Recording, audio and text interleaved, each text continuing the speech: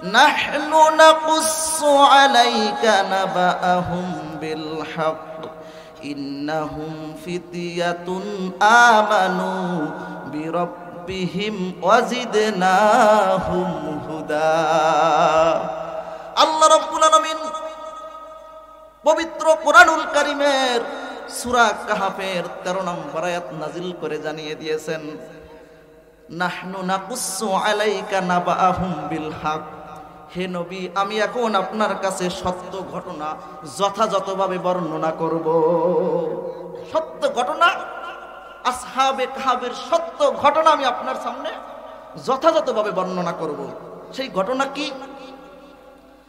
আল্লাহ রাব্বুল আলামিন বলেন, ইন্নাহুম ফিতয়াতুন আমানু বিরাব্বিহিম ওয়াজিদনাহুম হুদা।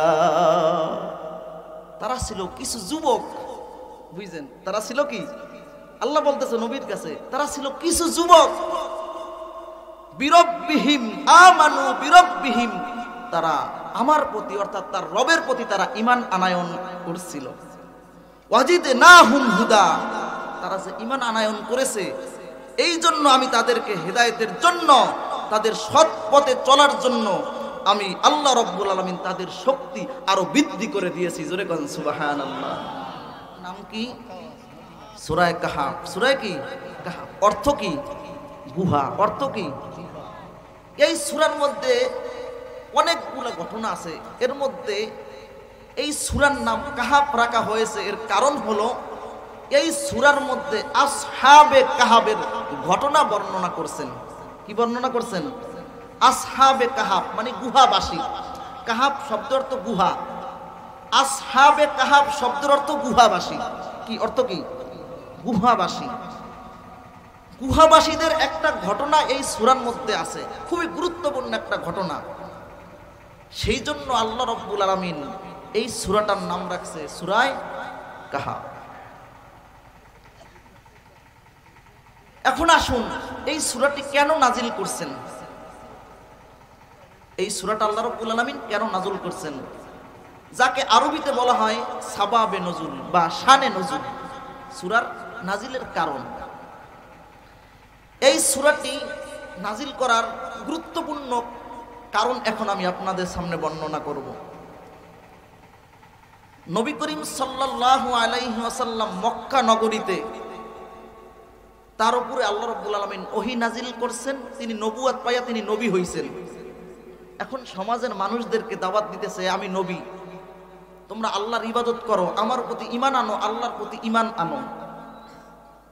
এখন মক্কার কাফের যারা বড় বড় কুরাইশদের নেতা,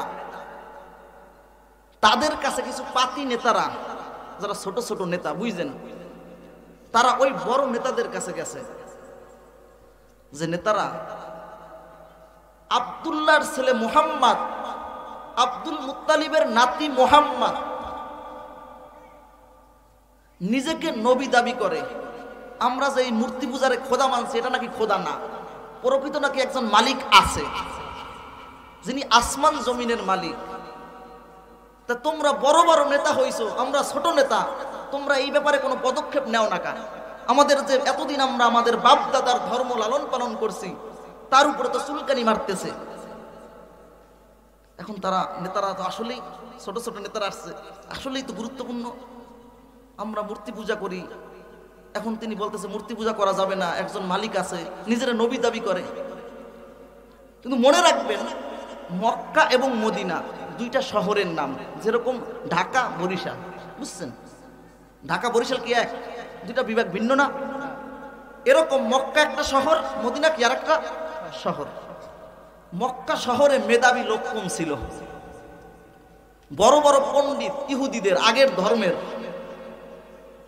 বড় বড় পণ্ডিত, যাদেরকে ধর্ম যাজক বলা হয়, আমরা যেরকম মুফতি বলি, আমরা আমাদের মধ্যে যারা আলেম, কোরআন হাদিস জানে, মাসআলা জানে, তাদেরকে কি বলি? মুফতি বলি। তা এরকম হযরতে মূসা আলাইহিস সালাতু ওয়াস সালামের উপরে যে তাওরাত নাজিল হয়েছে, তাওরাত কিতাবের যারা পণ্ডিত ছিল তাদেরকে বলা হয় ধর্ম যাজক বা রাহেব বা পাদ্রী। এখন এই কুরাইশদের নেতারা দুইজন লোককে সিলেক্ট করলো যে শোনো, আমাদের এই এলাকায় মক্কা নগরীতে তো ভালো কোনো লোক নাই, আলেম নাই, তিনি যে নবী কি নবী না এটা আমরা বুঝবো কিভাবে? তাহলে একটা কাজ করো, তোমরা দুইজন মদিনায় যাও। কোথায় যাও? মদিনায় গিয়ে ইহুদিদের যে ধর্ম যাজকগুলা রয়েছে, যারা তাওরাত ইনজিল কিতাব সম্পর্কে ভালো জানে, তাদের কাছ থেকে কিছু জিনিস শিখে আসো যে আমাদের এলাকায় মক্কা নগরীতে আব্দুল্লাহর বেটা মুহাম্মদ নিজেকে নবী দাবি করে, আসলে তিনি সত্যিকার অর্থে নবী কিনা এটা জানার জন্য আমরা আপনাদের কাছে আসছি। আপনারা এমন কিছু সিস্টেম, এমন কিছু প্রশ্ন আমাদেরকে শিখাইয়া দেন। আপনারা তো তাওরাত পড়েছেন, ইনজিল পড়েছেন, তার মধ্যে তো কিছু পাইছেন যে শেষ নবী যে আসবে তার তো কিছু আলামত আছে, কিছু আলামত আমাদেরকে জানাইয়া দেন, কিছু প্রশ্ন শিখাইয়া দেন, আমরা গিয়া আব্দুল্লাহর বেটা মুহাম্মদকে করব। ইহুদিরা বলতেছে শোনো, মনোযোগ দিয়ে শুনে নানালে কিন্তু মজা পাবেন না, আমি কিন্তু এখনো শুরু করি নাই। ওই দুইজন লোক গেছে, এখন ইহুদিরা বলতেছে, ইহুদিদের মধ্যে যারা বড় বড় আলেম, তারা বলতেছে শোনো, আমরা কিতাবের মধ্যে পাইছি যে শেষ জমানায় যে নবী হবে সে 3টি প্রশ্নের উত্তর দিতে পারবে। জোরে কান সুবহানাল্লাহ। এটা নবীরা ছাড়া কেউ পারবে না। তোমরা দুইজন গিয়ে কাজ করো, কুরাইশদের কাছে বলবা এই 3টি প্রশ্ন করতে, তারা যেন আব্দুল্লাহর বেটা মুহাম্মাদের কাছে এই 3টি প্রশ্ন করে। যদি 3টি প্রশ্নের উত্তর দিতে পারে তাহলে তিনি নবী, আর তিনি যদি 3টি প্রশ্নের উত্তর দিতে না পারে তিনি নবী না। 3টি প্রশ্ন কি? 1 নম্বর প্রশ্ন গুহাবাসী সম্পর্কে, আসহাবে কাহাফ সম্পর্কে। 2 নম্বর প্রশ্ন বাদশাহ জুলকারনাইন, যিনি একজন মুসলমান বাদশাহ ছিলেন, तमाम পৃথিবী রাজত্ব করেছেন, সেই বাদশাহ সম্পর্কে। 3 নম্বরে রূহ সম্পর্কে। 3 নম্বরে কি? রূহ সম্পর্কে। এই 3টি প্রশ্নের উত্তর নবীরা ছাড়া কেউ দিতে পারবে না। তোমরা আব্দুল্লাহর বেটা মুহাম্মাদের কাছে গিয়ে 3টি প্রশ্ন করবে, যদি উত্তর দিতে পারে তিনি আসছে। মক্কা আইসা কুরাইশদের কাছে বলছে, নেতাদের কাছে, আমাদেরকে 3টি প্রশ্ন শিখিয়ে দিয়েছে, এই 3টি প্রশ্ন তাকে করো, যদি উত্তর দিতে পারে তাহলে তিনি কি? তাহলে নবী সেনার পুষ্টি পাথর পাইয়া গেছে।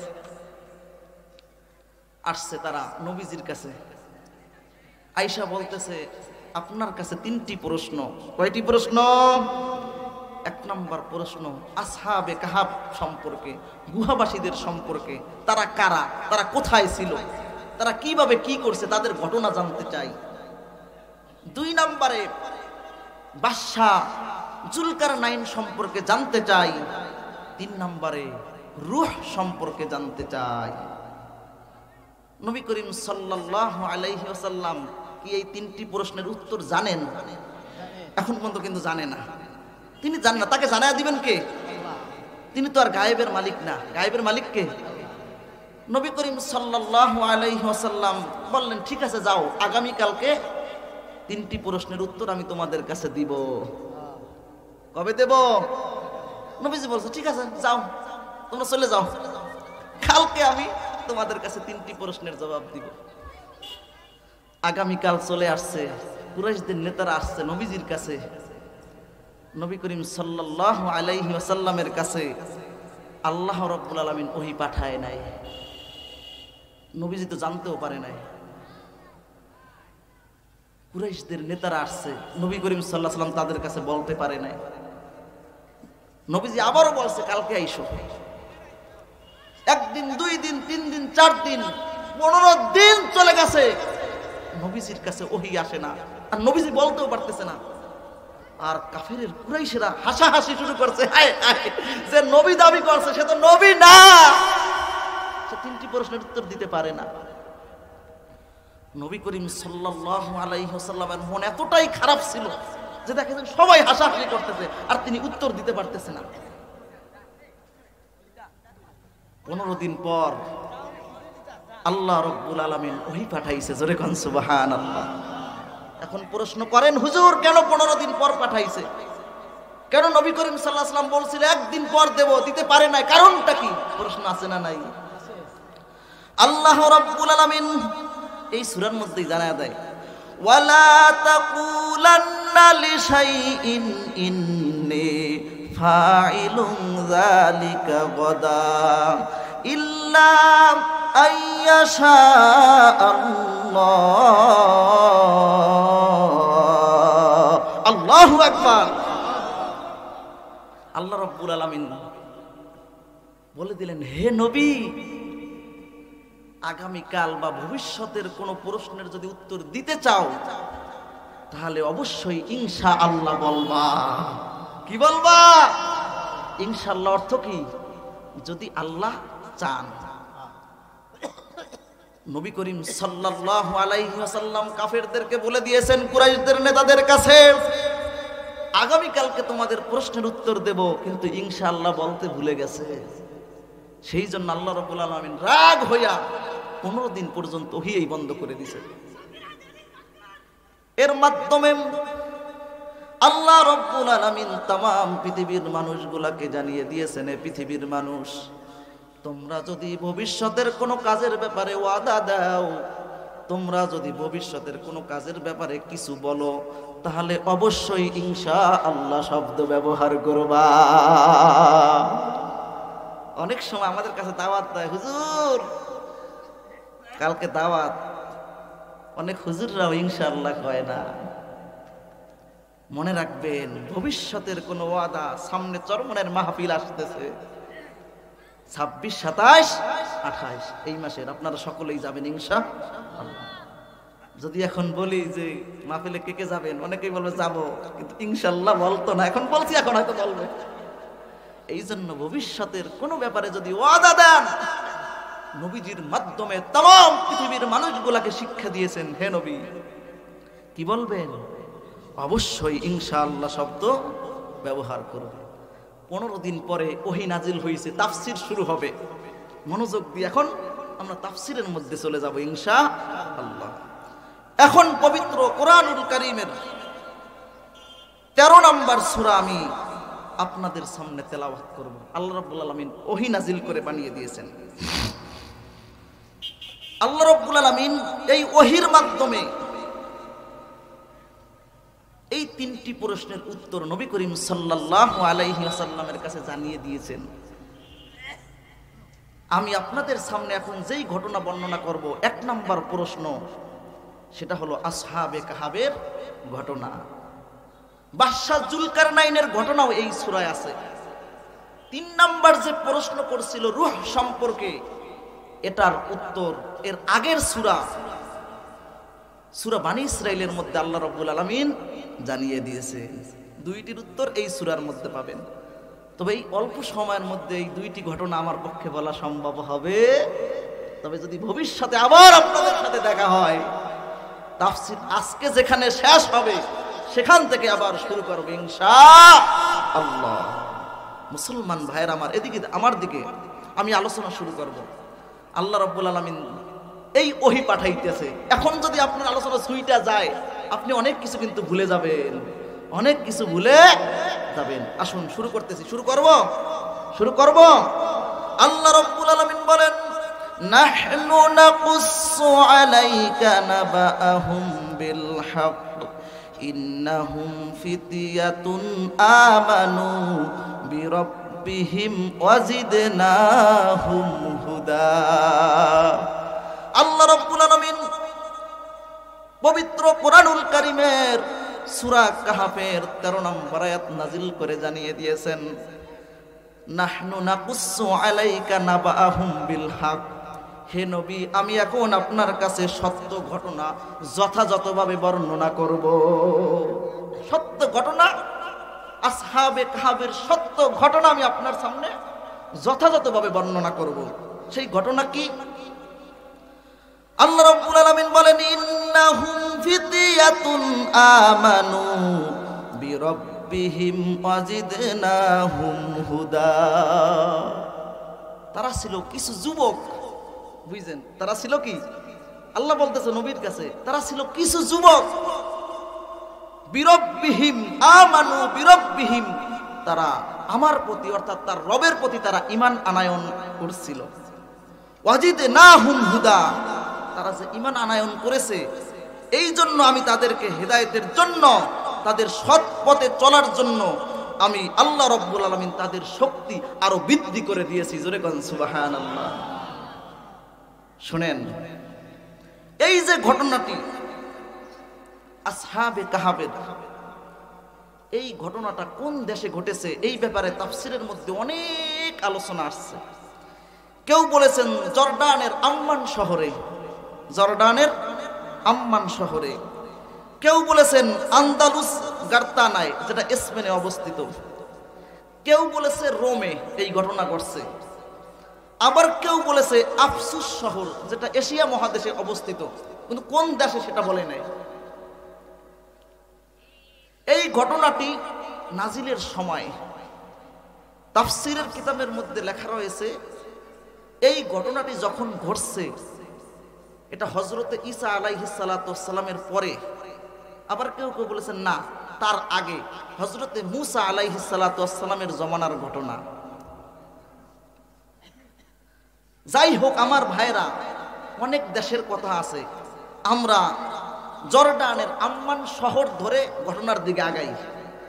একটা দেশ ধরি, অনেক দেশের কথাই আছে, তাই আমরা একটা দেশ ধরি যে জর্ডানের আম্মান শহরে ধরেন ঘটনাটা ঘটছে। ওই দেশের একজন বাদশা ছিল। কি ছিল? একজন বাদশা ছিল। ওই বাদশা, তার নাম দাকিয়ানুস। বাদশার নাম কি? আরো জোরে বলুন। বাদশার নাম দাকিয়ানুস।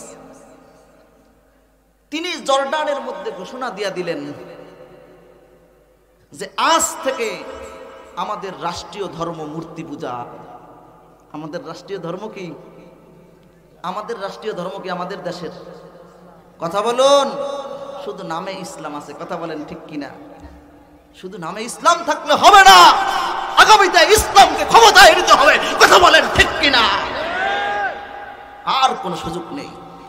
ইসলামকে ক্ষমতায় দেখতে চাই, শুধু কাগজে কলমে ইসলাম থাকলে হবে, এটা মুসলমানের দায়িত্ব। সম্মানিত হাজিরিন, জর্ডানের রাষ্ট্র ধর্ম ঘোষণা দিয়া দিলেন মূর্তি পূজা। কি? তিনি ঘোষণা দিয়া দিলেন, জর্ডানের বাদশা নাম কি?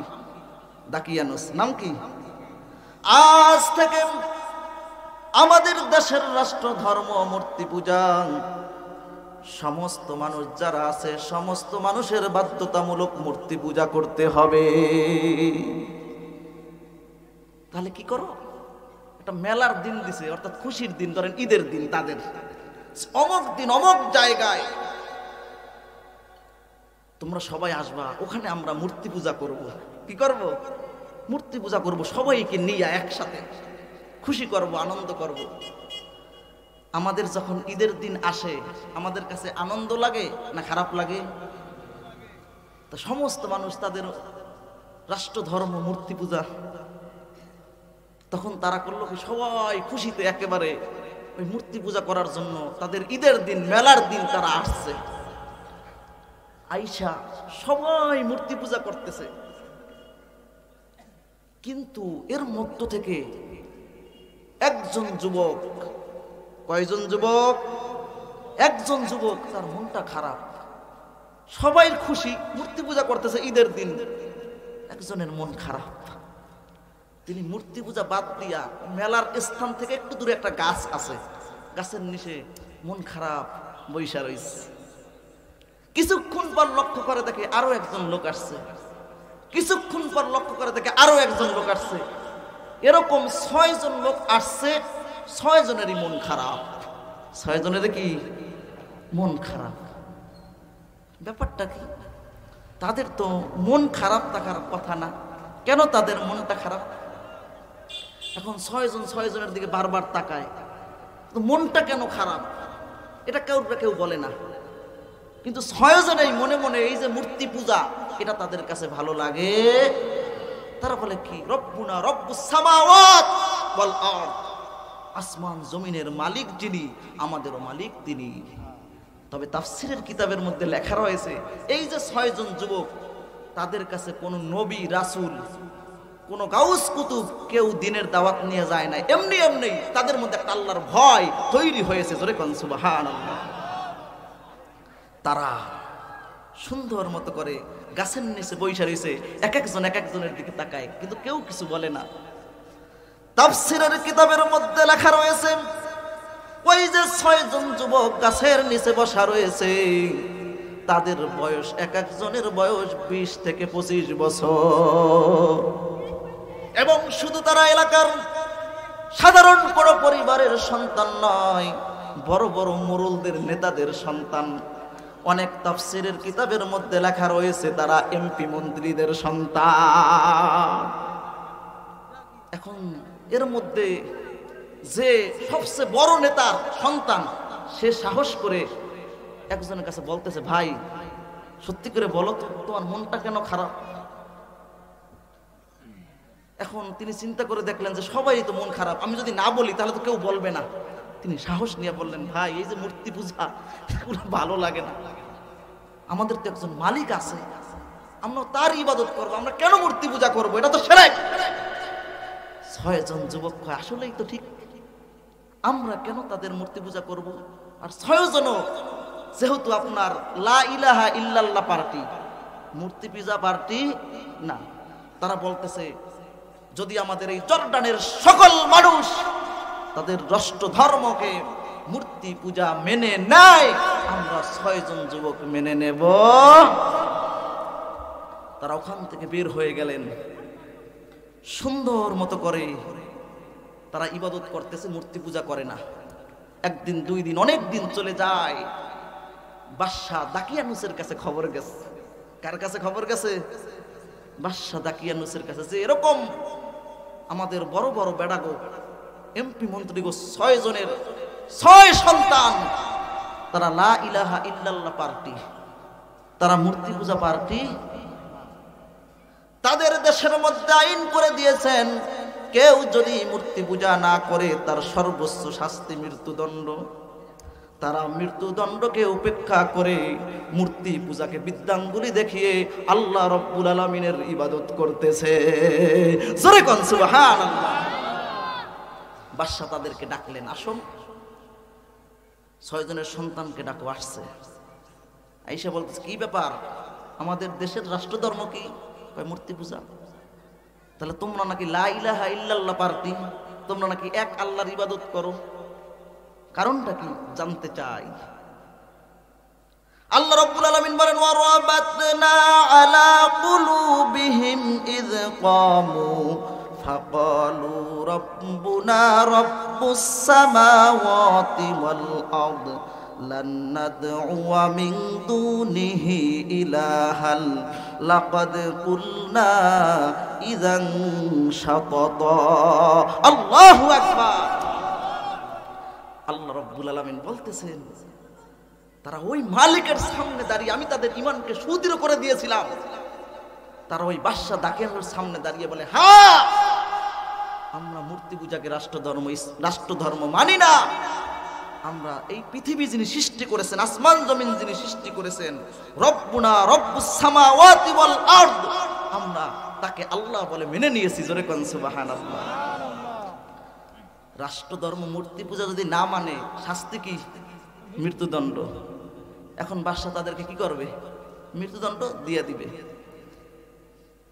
এখন মৃত্যুদণ্ড দেবে, দিতে পারতেছে না 2টা কারণ।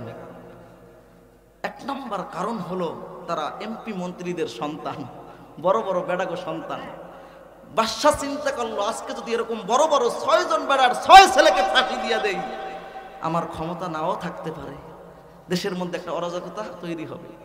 আমাদের দেশেই যদি মনে করেন যে যেই সরকার ক্ষমতায়, সেই সরকারের যদি 6 জন মন্ত্রীর ছেলে কোনো অরাজকতা করে, তারপর তাদেরকে যদি মৃত্যুদণ্ড দেয়, এই আইন দেয়, তাহলে দেশের অবস্থা খারাপ হয়ে যাবে না? তো তিনি ভাবলেন যে না, তাদেরকে কিছুদিন সময় দেব। অন্য তাফসীরের মধ্যে লেখা রয়েছে, যেহেতু তারা যুবক, 20 থেকে 25 বছর, তারা অনেক সময় অনেক কিছু ভুলেও করতে পারে, এই জন্য তাদেরকে 7 দিন সময় দিয়েছে। কয়দিন? 7 দিন সময় দিয়েছে। লোক কয়জন? 7 দিনের মধ্যে যদি তুমি না মানো তাহলে অবশ্যই তোমাদেরকে রজম দেব, পাথর নিক্ষেপ করে হত্যা করব। 6 দিনের মধ্যে সিদ্ধান্ত পরিবর্তন, 7 দিনের মধ্যে সিদ্ধান্ত পরিবর্তন করো। আমার ভাইয়ের, আমার বন্ধুগণ, 7 দিন 6 দিন চলে গেছে, তাদের সিদ্ধান্ত এখনো পরিবর্তন করে না। 6 জনে পরামর্শ করলেন, ভাই সবাই যার যার বাসায় যাও, যা কিছু অর্থ টাকা পয়সা কিছু নিয়ে আসো, আমরা আর এই দেশে থাকবো না। আজকে রাত্রে যেহেতু যদি ফজর হয়ে যায় কালকে আমাদের মৃত্যুদণ্ড কার্যকর করবে, আমরা আর এই দেশে থাকবো না, এই দেশ থেকে আমরা পলায়ন করব। 6 জন যুবক বাড়িতে চলে গেলেন যার যার মতো কিছু অর্থ নিয়ে। সমস্ত 6 জন মানুষ যখন এক জায়গায় একত্রিত হলো, তখন আর তারা এলাকায় থাকবে না, তাদের সিএমবি রাস্তা দিয়ে এলাকা থেকে তারা বাহির হয়ে যাবে। যাইতে যাইতে তারা অনেক দূর পর্যন্ত চলে গেছে, গভীর রাত হয়ে গেছে। যাইয়া দেখে, খবরদার খবরদার, কোথায় আসছি, দেখে সামনে একজন মানুষের মতো দেখা যায়। তারা মনে মনে ভাবছে, হায় হায় কি হইলাম, মনে হয় ধরা খাইয়া গেছি। কথার কথা এলাকা পরিবর্তন করে দিঘির পার দিয়া, মনে করেন যে ওই দিক দিয়া বরিশাল চলে যাইবে, যেই দিঘির পার পর্যন্ত গেছে, উদাহরণ দেখে সামনে একজন লোক দাঁড়ানে। মনে মনে ভাবছে 6 জন যুবক যে কাজ হইছে, আমরা যে পালায়া যাবো এটা মনে হয় জানি না গেছে, তাই সিআইডির লোক, প্রশাসনের লোক আমাদেরকে ধরার জন্য দাঁড়ায় আছে। তারপর তারা সাহস নিয়ে গেছে। যাওয়ার পরে 7ম ব্যক্তির সঙ্গে দেখা হয়ে গেল। বলতেছে, ভাই 6 জন তোমরা যারাও, ভয়ের কোনো কারণ নাই, তোমরা এতদিন পর্যন্ত কি করছো আমি সব জানি, তবে তোমাদের সাহস ছিল তোমরা জানাইছো, আমার সাহস ছিল না, আমি সমাজের মানুষদেরকে জানাইতে পারি নাই, বাদশাকে জানাইতে পারি নাই। আমিও মনে মনে সিদ্ধান্ত নিয়েছি, আমি মনে মনে ভাবছি তোমরা আজকে রাত্রে পলায়ন করবা, তাই আমি নিজে সিদ্ধান্ত নিয়েছি আমিও তোমাদের সঙ্গে আজকে দেশ ছেড়ে চলে যাব। আল্লাহু আকবার। দেশ ছেড়ে চলে যাওয়া কিন্তু একটা কঠিন কাজ। আমার নবীজিকে মক্কা থেকে যখন বাহির করে দিল, আমার নবীজি মদিনায় যাইতেছে আর বারবার পিছনের দিকে তাকায়। হযরতে আবু বকর সিদ্দিক রাদিয়াল্লাহু তাআলা আনহু বারবার নবীজির চেহারা মোবারক ফিরাইয়া দেয়, আর আমার নবীজি বারবার জন্মভূমির দিকে তাকায়। একবার যাই হযরতে আবু বকর সিদ্দিক ডাক দিয়া বলে, ইয়া রাসূলুল্লাহ,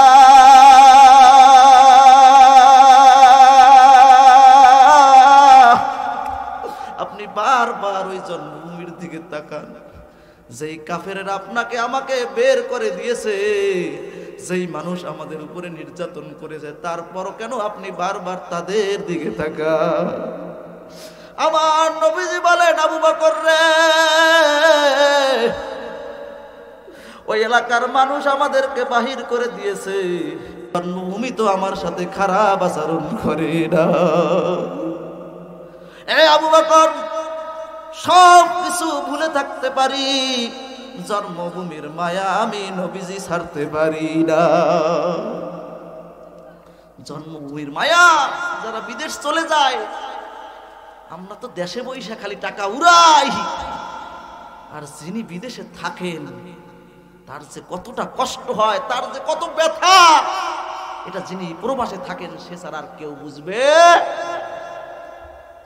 7 জন যুবক যাইতেছে, যাইতে যাইতে অনেক দূর গেছে, লক্ষ্য করে দেখে পিছন পিছন দিক দিয়ে একটা কুকুরও আসতেছে। মনে রাখবেন, তারা 7 জন যুবক এখন ভাবতেছে, হায় হায় আমাদের পিছনে কুকুর আসতেছে। কুকুর আবার কখন দল বলের সাথে, কুকুরের তো একটা সিস্টেম, অন্য এলাকার কুকুর দেখলে কি করে, ঝগড়া করে, তাই আবার কখন অন্য এলাকার কুকুর দেখা আবার ঝগড়া শুরু করে সব নষ্ট করে দেয়, এই ভয় তাদের মধ্যে। এখন কুকুরকে বারবার খেদায়া দিতেছে, তাড়িয়ে দেওয়ার জন্য বারবার চেষ্টা করতেছে, কিন্তু কুকুর যায় না। আমার ভাইয়ের, আমার বন্ধুগণ, তাফসীরের কিতাব খুলে দেখেন, আল্লাহ রব্বুল আলামিন কুকুরের জবানটা খুলে দিয়েছে। জোরে কোন সুবহানাল্লাহ। কুকুর বলতেছে, 7 জন যুবক, আমি তোমাদের কোনো ক্ষতি করব না, আমিও তোমাদের সাথে চলে যাব, তোমরা যেখানেই যাও আমি তোমাদেরকে পাহারা দেব। জোরে কোন সকাল হইয়া যাইবে এই অবস্থা, এক রাত্রি তার কত দূর হাইটা যাইতে পারে, এমন এক পাহাড়ের এলাকা দিয়া যাইতেছে, দেখেছেন ফজর হইয়া যাইবে এই অবস্থা। 7 জনে এই পাহাড়ের মধ্যে লক্ষ্য করে দেখে একটা গুহা দেখা যায়। কি দেখা যায়? গুহা। 7 জনে সিদ্ধান্ত নিল, চলো আমরা এই গুহার মধ্যে চলে যাই। গুহায় যাওয়ার পরে ওখানে আমরা আজকের দিনে অবস্থান করবো, আবার রাত্র হইলে এখান থেকে আবার শুরু করব হাঁটা। এই সিদ্ধান্ত নিলেন। 7 জন যুবক গুহার মধ্যে অবস্থান করছে, কুকুর বাহিরে দারোয়ানের ভূমিকা পালন করতেছে। জোরে কোন সুবহানাল্লাহ। যখন গুহার মধ্যে অবস্থান করতেছিল তখন আল্লাহ রব্বুল আলামিন কি করছে দেখেন। আল্লাহ রব্বুল আলামিন বলেন, ফাদারাবনা আলা আযানিহিম ফিল কাহফি সিনিনা আদাদা। আল্লাহ রব্বুল আলামিন বলেন, ওই 7 জন যুবক যখন গুহার মধ্যে অবস্থান করতেছিল তখন আমি আল্লাহ রব্বুল আলামিন কি করেছি। আল্লাহ রব্বুল আলামিন বলেন, আমি তাদেরকে তাদের কানের উপরে ঘুমের পর্দা মেরে দিয়েছি যাতে তারা ঘুমিয়ে পড়তে পারে। জোরে কোন সুবহানাল্লাহ। আল্লাহ রাব্বুল আলামিন বলেন, কানের উপরে আমি ঘুমের পর্দা মেরে দিয়েছি যাতে করে তারা কয়েকশো বছর ঘুমিয়ে থাকতে পারে। দেখবেন ঘুম, চোখ এবং কান দুটোটা বন্ধ হলে ঘুমটা মজবুত হয়। অনেক সময় কান সজাগ থাকে, চোখ বুঝে রয়েছে, যখন একটু আলাপ পায় তখন কিন্তু কান সজাগ, ঘুম ভেঙে যায়। এজন্য আল্লাহ রাব্বুল আলামিন কানের পর্দা মেরে দিয়েছেন, ঘুমের পর্দা, যাতে তারা অনেক দিন পর্যন্ত ঘুমিয়ে থাকতে পারে, বাইরের কোনো সাউন্ড না যায়। এখন শোনেন আমার ভাইয়ের, আমার বন্ধুগণ, ওই গুহার মধ্যে যেন অবস্থান করবে, আল্লাহ রাব্বুল আলামিন নবীজিকে বলতেছে, এ পৃথিবীর মানুষ শোনো। তারা যে গুহার মধ্যে অবস্থান করতেছিল, আগামীকালকে তো বাদশা সমস্ত সিআইডির লোক তার এলাকার মধ্যে লাগাইয়া দিবে যে ওই 6 জন যুবক কোথায়, তাদেরকে ধরে আনো। খুঁজতে খুঁজতেও যদি এই গুহার কাছে চলে আসে তাহলে কিভাবে রক্ষা করা যায় সেই কৌশল আল্লাহ রাব্বুল আলামিন করে রেখেছে। জোরে কোন সুবহানাল্লাহ। আল্লাহ রাব্বুল আলামিন বলেন, ওয়াতারাশ শামসাম ইযা তালাআত তাযাওয়ারু আন কাহফিহিম যাতাল ইয়ামিনি ওয়া ইযা গরাবাত তাকরিদুহুম যাতাশ শিমালি ওয়া হুম ফি ফাজওয়াতিন মিনহু যালিকা মিন আয়াতিল্লাহ মান ইয়াহদিল্লাহু ফাহুয়াল মুহতাদ ওয়া মান ইউদলিল ফালান তাজিদ লাহু ওয়ালিয়্যাম মুরশিদা। আল্লাহু আকবার। এখন কুদরত দেখেন, তারা গুহার মধ্যে ঘুমায়া রয়েছে। আল্লাহ রাব্বুল আলামিন আগের আয়াতে কি বলছেন, যাতে তারা কয়েকশো বছর পর্যন্ত ঘুমাতে পারে। কিন্তু গুহাটা এমন ভাবে ছিল উত্তর দক্ষিণ দিকে। সূর্য যদি উদিত হয় তাহলেও সূর্যের আলো গুহার মধ্যে প্রবেশ করবে, করার কথা। আবার যখন অস্তমিত যাইবে তখনও ওই গুহার মধ্যে আলো প্রবেশ করার কথা। তা গুহার মধ্যে যদি ঘুমায় আর রাত্রবেলা যদি চলে যায়, সকালবেলা যখন সূর্য উদিত হবে তখন সূর্যের কিরণ যদি তাদের চোখে পড়ে তাহলে তাদের ঘুম ভেঙে যাওয়ার সম্ভাবনা আছে না নাই? আছে না নাই? আছে। শুধু তাই নয়, আল্লাহ রাব্বুল আলামিন কয়েকশো বছর পর্যন্ত তাদেরকে ঘুমের মধ্যে রাখবে। এই অবস্থায় যদি দৈনন্দিন সকাল থেকে সন্ধ্যা পর্যন্ত 12 ঘন্টা একটা মানুষের গায়ে সূর্যের আলো পড়ে তাহলে তার শরীরের স্কিন নষ্ট হয়ে যাবে। এই জন্য আল্লাহ রাব্বুল আলামিন দেখেন কি করছেন, ওয়াতারাশ শামসা ইযা তালাআত তাযাওয়ারু عن كهفهم ذات اليمين وإذا غربت تقرضهم ذات الشمال وهم في فجوة منه যখন সূর্য উদিত হয় আল্লাহ রাব্বুল আলামিন সূর্যের আলোটা গুহার ডান দিক দিয়ে পাশ কাটিয়ে নিয়ে যায় যাতে গুহার মধ্যে কোনো আলো প্রবেশ না করে। জোরে কোন সুবহানাল্লাহ। আবার যখন সূর্যটা অস্তমিত হয় আল্লাহ রাব্বুল আলামিন সূর্যের আলোটা বাম দিক দিয়ে পাশ কাটিয়ে নিয়ে যায় যাতে করে গুহার মধ্যে কোনো আলো প্রবেশ করতে না পারে। জোরে কোন সুবহানাল্লাহ। আল্লাহ রাব্বুল আলামিন নিজেই বলে যে গুহার মধ্যে আলো প্রবেশ করার কথা সেখানে যদি আলো প্রবেশ না করে, কোনো কারণ ছাড়াই যদি প্রবেশ না করে, তাহলে বুঝতে হবে এখানে আল্লাহর কুদরত রয়েছে।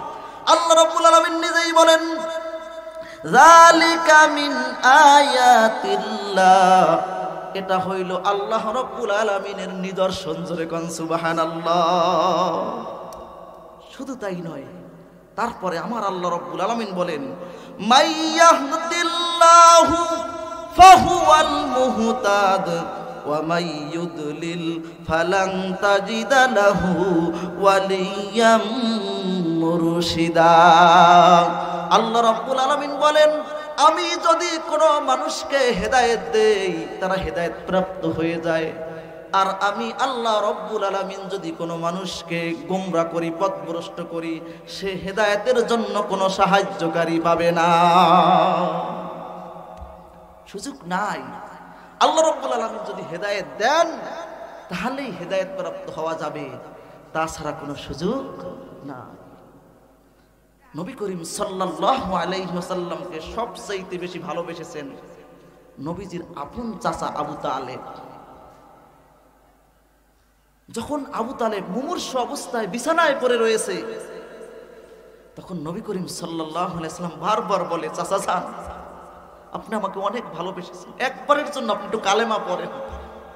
যদি আপনি একবারের জন্য কালেমা পড়েন আমি নবীজি কিয়ামতের দিন সুপারিশ করে আপনাকে জান্নাতে নিয়ে যাব। কিন্তু আবু তালেব তার কপালে হেদায়েত লেখা ছিল না। আল্লাহ রাব্বুল আলামিন তার কপালে হেদায়েত লিখে রাখেন নাই। তিনি ঈমান হারা হয়ে এই দুনিয়া থেকে বিদায় নিয়েছেন। তবে নবীজিকে যে মহব্বত করছে, ভালোবাসছে, হাদিস শরীফের মধ্যে রয়েছে যেই সমস্ত মানুষগুলা জাহান্নামের মধ্যে যাবে আল্লাহ রাব্বুল আলামিন তাদেরকে শাস্তি দিবে, তবে সব চাইতে কম শাস্তি দিবে জাহান্নামের মধ্যে তার হলো নবী করিম সাল্লাল্লাহু আলাইহি ওয়াসাল্লামের আপন চাচা আবু তালেবকে। সবচেয়ে কম আযাব দেবে কাকে? আবু তালেবকে। কারণ আবু তালেব নবীজিকে অনেক সাপোর্ট দিয়েছে, অনেক সাপোর্ট দিয়েছে। কাফেরেরা আবু তালেবের কারণে নবী করিম সাল্লাল্লাহু আলাইহি ওয়াসাল্লামকে কিছু বলতে সাহস পায়। কম আযাব হলো আগুনের এক জোড়া জুতা তাকে পরাইয়া দেওয়া হবে। হাদিসের মধ্যে আছে ওই জুতা যখন পরবে আগুনের, মাথার মগজ টকবক করে ফুটে সব গলে চুরমার হয়ে যাবে। আমার ভাইয়ের, আমার বন্ধুগণ, হেদায়েতের মালিক কে? পরের আয়াতে আল্লাহ রাব্বুল আলামিন বলেন ওয়া তাহসাবুহুম আইকাযাও ওয়া হুম রুকুদ ওয়া নুকাল্লিবুহুম যাতাল ইয়ামিনি ওয়া যাতাশ শিমালি ওয়া কালবুহুম বাসিতুন যিরাআইহি বিল ওয়াসিদ লাউ ইত্তালা'তা আলাইহিম লাওয়াল্লাইতা মিনহুম ফিরারাও ওয়া লামুলিতা মিনহুম রু'বা। আল্লাহু আকবার। বাদশার লোকেরা যদি সকালবেলা খুঁজতে খুঁজতে ওই পাহাড়ের কাছে চলে যায়, আল্লাহ রাব্বুল আলামিন কিভাবে বাঁচাইবে সেই আয়াতের এইখানে সেই ঘটনা আল্লাহ রাব্বুল আলামিন জানিয়ে দিয়েছেন। ওয়া তাহসাবুহুম আইকাযাও ওয়া হুম রুকুদ।